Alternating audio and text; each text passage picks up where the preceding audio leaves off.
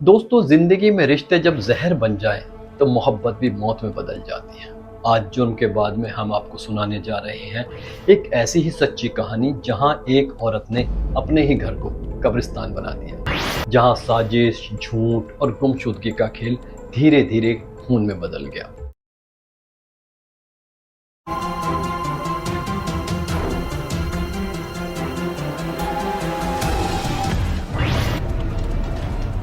कहानी है गुवाहाटी की प्रिया वर्मा की, एक ऐसी बीवी की जिसने अपने ही पति और सास का सफाया कर दिया। गुवाहाटी का एक शांत इलाका, चांदमारी, एक छोटा सा घर जिसमें रहते थे राजेश शर्मा, उनकी मां लक्ष्मी शर्मा और पत्नी प्रिया शर्मा। बाहर से सब कुछ आम लगता था, लेकिन दीवारों के पीछे रोज एक नया झगड़ा जन्म लेता था। राजेश और प्रिया की शादी को 12 साल हो चुके थे। शुरुआत में सब ठीक ठाक था, सास ने बहू को अपनाया भी, लेकिन वक्त के साथ सब बदल गया। प्रिया को लगता था कि उसका पति नशे में डूबा रहता है, दूसरी औरतों से बात करता है। वो घुटन महसूस करने लगी, जैसे कोई कैद में हो, और वहीं से उसकी सोच में जहर उतरने लगा। वो जिम में फिटनेस ट्रेनर बनी, अपने पैर पर खड़े होने की कोशिश की, पर घर की तकरार बढ़ती गई। सास लक्ष्मी और प्रिया के बीच की दीवार मोटी होती गई, और फिर प्रिया ने ठान लिया, अब यह रिश्ता नहीं, बदला चाहिए। 26 जुलाई 2022 दोपहर के वक्त राजेश बाहर था। घर में सिर्फ 2 औरतें थी, एक सास, एक बहू और एक साजिश भी जो अब पूरी होने वाली थी। लक्ष्मी अपने कमरे में लेटी थी। प्रिया चुपचाप कमरे में दाखिल हुई, धीरे से तकिया उठाया और अगले ही पल उसे सास के मुंह पर दबा दिया। लक्ष्मी ने छटपटाना शुरू किया, पर प्रिया ने छोड़ा नहीं। कुछ ही मिनटों में सांसें थम गई, कमरे में सन्नाटा, पर हवा में मौत की गंध थी। प्रिया ने तुरंत फोन उठाया, अपने दोस्तों को बुलाया, सुनील दास और रोहित दास। तीनों ने मिलकर लाश के 3 टुकड़े किए, उन्हें पॉलीथीन में पैक किया और उसी रात कार से मेघालय की ओर निकल गए।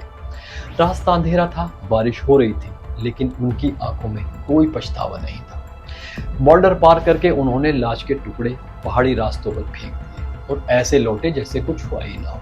कई दिन बीते। राजेश ने माँ के बारे में पूछा। प्रिया ने कहा कहीं बाहर गई है, जल्दी लौट आएंगी। दोनों ने तलाश भी किया।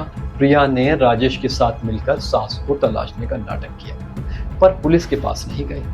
प्रिया भी एक और मौत की स्क्रिप्ट लिख चुकी थी। 17 अगस्त 2022 नरेंगी इलाका। राजेश घर पर अकेला था और प्रिया ने अपने साथियों को बुला लिया। तीनों ने मिलकर राजेश पर रोड से वार किया, 1 बार, 2 बार, जब तक कि उसकी सांसें भी उसकी माँ की तरह थम नहीं गई। राजेश के 5 टुकड़े किए गए, वही तरीका, वही कार, वही रास्ता, और फिर मेघालय में फेंक दिए गए। वापस लौटकर प्रिया ने अपने चेहरे पर मासूमियत का मुखौटा चढ़ा लिया। 29 अगस्त 2022 प्रिया खुद थाने पहुंची, आंखों में नकली आंसू लिए बोली, मेरे पति और सास लापता है, प्लीज ढूंढिए। पुलिस ने केस दर्ज किया, जांच शुरू की, लेकिन तभी एक और रिपोर्ट आई।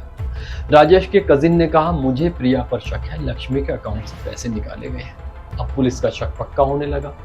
वो प्रिया की हर हरकत पर नजर रखने लगी। उसका फोन ट्रैक किया गया, लोकेशन मॉनिटर हुई, और फिर फरवरी 2023 में सबूतों के जाल में प्रिया फंस गई। पुलिस ने उसे और उसके दोनों साथियों को गिरफ्तार कर लिया। पूछताछ में प्रिया टूट गई और उसने सब कुछ कबूल कर लिया। उसने कहा, मेरे पति नशे में रहते थे, मुझे अपमानित करते थे, सास मुझे ताने देती थी, मैंने बदला लिया। मेघालय पुलिस की मदद से शवों के टुकड़े बरामद किए गए, कंबल, हथियार और वो गाड़ी जिससे लाशें ढोई गई थी। डीएनए रिपोर्ट ने सब साफ कर दिया, अब कोई शक बाकी नहीं था। अब सवाल ये है, क्यों एक औरत ऐसा करती है? क्या ये गुस्सा था या बीमारी? हमने बात की मनोवैज्ञानिक यानी कि साइकोलॉजिस्ट डॉक्टर मेहता से। उनका कहना है, प्रिया जैसी महिलाएं लंबे समय से दबे हुए गुस्से और असुरक्षा में जीती है। वो नार्सिस्टिक इंजरी या डिसएसोसिएशन स्टेट में चली जाती है, जहां इंसान खुद को पीड़ित समझकर हिंसा को जायज ठहराने लगता है।